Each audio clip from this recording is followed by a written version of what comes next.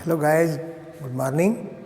आज हम लोग इस वीडियो में आए हैं गणित में, हाई स्कूल के गणित में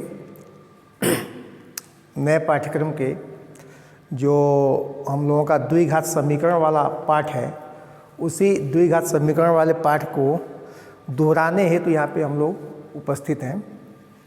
इस पाठ में जो प्रश्न हैं वह प्रश्न जब आपको परीक्षा में मिलेंगे, इसके जो इबारती प्रश्न है, जो भाषा में लिख के दिए गए प्रश्न होते हैं, जैसे ये प्रश्न, तो उस प्रश्न में एक बड़ा कन्फ्यूजन उत्पन्न हो जाता है कि ये जो प्रश्न है ये द्विघात के प्रश्न है कि दो चर वाले रैखिक समीकरण के प्रश्न हैं। तो इस पे ज़्यादा दिमाग न लगाते हुए आपके पास जो रिलेशन, जो संबंध इसमें बनेगा, उस संबंध को ही देख के बता पाएंगे लोग कि यह प्रश्न जो है द्विघात समीकरण के नियमों से हल किया जाएगा कि दो चर वाले रैखिक समीकरण से हल किया जाएगा। इस वाले प्रश्न को, जैसे यहाँ पे एक प्रश्न हम लिखे हैं, प्रश्न है कि एक नाव जिसका स्थिर जल में चाल 18 किलोमीटर पर आवर है, 24 किलोमीटर धारा के प्रतिकूल जाने में और धारा के अनुकूल धारा के अनुकूल जाने की अपेक्षा 1 घंटा अधिक समय लेता है।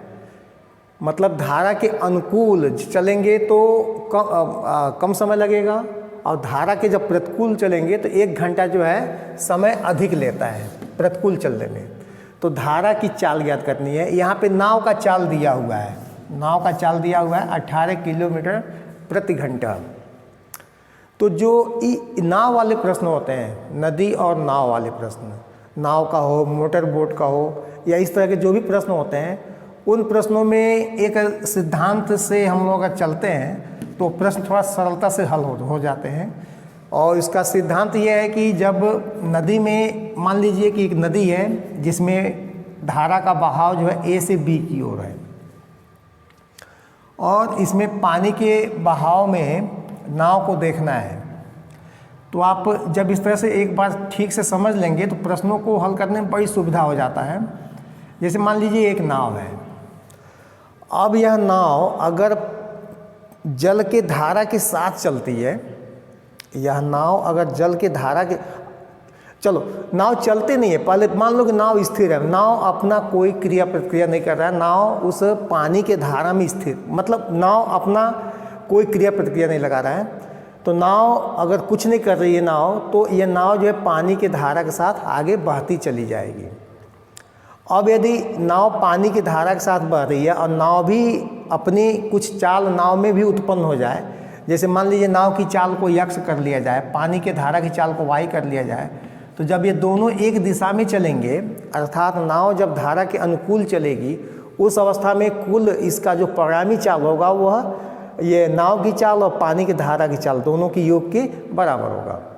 इसके विपरीत अगर नाव पानी के बहाव के विपरीत दिशा में चलती है नाव, तो इसमें अगर नाव पानी के बहाव के विपरीत चलता है और नाव की चाल जो है पानी की चाल से कम है, नाव की चाल पानी की चाल से कम है, उस अवस्था में भी नाव अभी पानी के धारा की दिशा में ही जाएगा, आगे यहाँ से नहीं बढ़ेगा।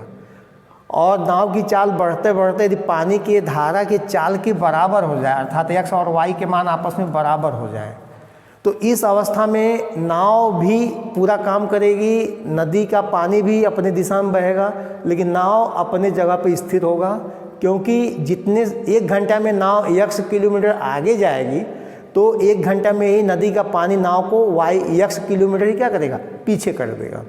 तो नाव के लोगों को लगेगा कि नाव आगे बढ़ रही है, जबकि वास्तविक स्थिति है कि नाव अपने स्थान पे ही नियत होगी। अगर बाहर से कोई आदमी इस नाव को देखेगा तो वह नाव जो उस व्यक्ति को वहीं खड़ा दिखाई देगा। कब? जब नाव पानी में विपरीत दिशा में चल रही हो और नाव की चाल जो है जल के चाल के बराबर हो। नाव को नदी के बहाव के विपरीत दिशा में आगे बढ़ने के लिए यह आवश्यक है कि नाव की जो चाल है वह निश्चित रूप से नदी के धारा की चाल से अधिक होना चाहिए, तभी नाव विपरीत दिशा में आगे बढ़ पाएगी। तो इस प्रश्न में सीधे हम लोग ये मान लेते हैं कि जो प्रश्न में दिया है कि स्थिर जल में नाव की चाल, तो स्थिर जल में नाव की चाल जो है दिया हुआ है और इसका मान दिया हुआ है 18 किलोमीटर पर आवर। अब धारा की चाल मान लें हम लोग, माना धारा की चाल, इसको हम लोग मान लें x किलोमीटर पर आवर। तो इसके बाद हम लोग निकालना पड़ेगा क्या, धारा की दिशा में नाव की चाल, और हम लोग को निकालना पड़ेगा धारा के विपरीत दिशा में नाव की चाल, ये दोनों निकालना पड़ेगा। तो धारा की दिशा में नाव की जो चाल होगी वो 18 धन x हो जाएगा, दोनों का चाल जुट जाएगा इतना किलोमीटर पर आवर, और विपरीत दिशा में जब चलेंगे लो तो ये हो जाएगा 18 minus x kilometre per hour. तो जाने में जितना समय लगता है वापस लौटने में लगा समय जो 1 घंटा अधिक होता है, या जाने का समय 1 घंटा अधिक, आने का समय 1 घंटा कम, जो समय का अंतर है 1 घंटा अधिक समय लेता है। धारा के विपरीत आने में 1 घंटा अधिक समय लेता है। 1 घंटा अधिक समय लेता है तो इसका सीधा अर्थ ये हुआ कि नदी के धारा की दिशा में जाने में लगा समय ऋण, नदी के धारा की दिशा में, धारा की दिशा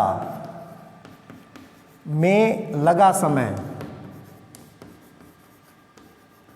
इसको अगर T1 मान लें, और फिर माइनस धारा के विपरीत जाने में लगा समय, बराबर कितना आएगा 1। धारा की दिशा में समय गलत हो रहा है, धारा के दिशा में समय कम लगेगा क्योंकि नाव की चाल अधिक होगी। तो धारा की विपरीत दिशा में, धारा के विपरीत दिशा में जाने में लगा समय धारा के दिशा में जाने में लगा समय। धारा के विपरीत दिशा में चाल कम होगा तो समय बढ़ जाएगा, और धारा की दिशा में चाल अधिक होगा तो समय कम हो जाएगा। समय का अंतर कितना है 1 घंटा। और दूरी कितना दिया है प्रश्न में, दूरी दिया है 24 किलोमीटर, दूरी दिया है 24 किलोमीटर। तो धारा के विपरीत दिशा में, तो धारा के विपरीत दिशा में दूरी है, कुल दूरी है 24 किलोमीटर, दूरी 24 किलोमीटर का दिया हुआ है। और सूत्र होता है हम लोगों का जो मूल सूत्र होता है चाल बराबर दूरी बटा समय। तो यहाँ से समय बराबर हो जाएगा क्या, दूरी बटा चाल। तो समय बराबर दूरी बटे चाल यहाँ हम लोग अप्लाई कर रहे हैं, तो ये हो जाएगा 24 बटे 18 x, 24 बटे 18 x बराबर कितना 1। बस इसी को हल कर लेते हैं। हल करने से x का जो मान निकलता है उसी मान के द्वारा जो है हम लोगों को नदी की चाल मिल जाती है। इसमें से हल करने का सबसे आसान तरीका 18 minus x, -1/18 minus x is equal to 1। अब इसके बाद इधर हल कर दे रहे हैं। अब यहाँ से भी इसको हल करने का तरीका एकदम सरल है। यहाँ से 24 को बाहर निकाल दिया है, लघुत्तम लेके यहाँ पे 18 प्लस होगा यहाँ पे, तो 18 plus x minus 18 plus x by 18 minus x और 18 प्लस एक्स। अब यहाँ पे ये कटेगा, ये 2x हो गया अंश में, और नीचे a minus b, a plus b हो गया, तो ये हो जाएगा a स्क्वायर और minus b square it will be equal 1। और 18 का जो वर्ग है, 18 का वर्ग, या जैसे आप इसको हल कर लें। अब यहाँ से ये हो जाएगा 24 दूनी 48, 48x इज इक्वल टू, अब यहाँ से सीधा कर ले इसको, तो x स्क्वायर प्लस 48x और इसको इधर लाएंगे लोग तो माइनस हो जाएगा। और 18 का वर्ग, 8 9 64 का 4, 8 करने 8, 8 6 14 और 8 और 1 4 8 4 12 324। इसको हल कर लेंगे और ये प्रश्न जो सीधे से द्विघात समीकरण का प्रश्न है, इसको हल कर लेंगे तो यहाँ से x का मान निकल जाएगा। जो x का मान निकलेगा वही यहाँ जो हम माने थे, माना धारा की चाल x किलोमीटर प्रति आवर, तो वही धारा की चाल हो जाएगी x किलोमीटर प्रति आवर। 48 है, 48 को आप तोड़ सकते हो। अगर इसको हल करना है तो 48 को तोड़ सकते हो। x स्क्वायर प्लस 54 और माइनस 6x और माइनस 324 इज इक्वल टू 0। तो यहाँ x plus 54 minus 6x plus 54, तो x प्लस 54 और x माइनस 6, तो x minus 6 is equal to 0 करेंगे लोग तो यहाँ से निकल जाएगा x बराबर 6। यही वह मान होगा क्योंकि x धन 54 बराबर 0 करेंगे लोग तो x का बराबर मान आएगा ऋण 54, और ऋण 54 जो है अग्राह्य मान होगा क्योंकि नदी की धारा की चाल जो है ऋणात्मक नहीं हो सकता। तो यही होगा उत्तर हम लोगों का। तो उत्तर लिखा जाएगा नदी में धारा की चाल जो है 6 किलोमीटर प्रति घंटा है। तो इसमें जो कंसेप्ट बताया गया है कि जब नाव नदी की धारा की दिशा में चलती है उस समय उसकी चाल बढ़ जाती है, जब धारा के विपरीत चलती है तो उसकी चाल घट जाती है। कितना घट के होता है ये सब बढ़िया से आपको इस प्रश्नावली में बताया गया। इस तरह के और प्रश्नों के लिए अगर आपको कोई प्रश्न न समझ में आ रहा हो तो ऐसे प्रश्न के लिए आप पूछें, और आपके पूछने पर निश्चित है उस प्रश्न को और बेहतर ढंग से बताने का प्रयास किया जाएगा।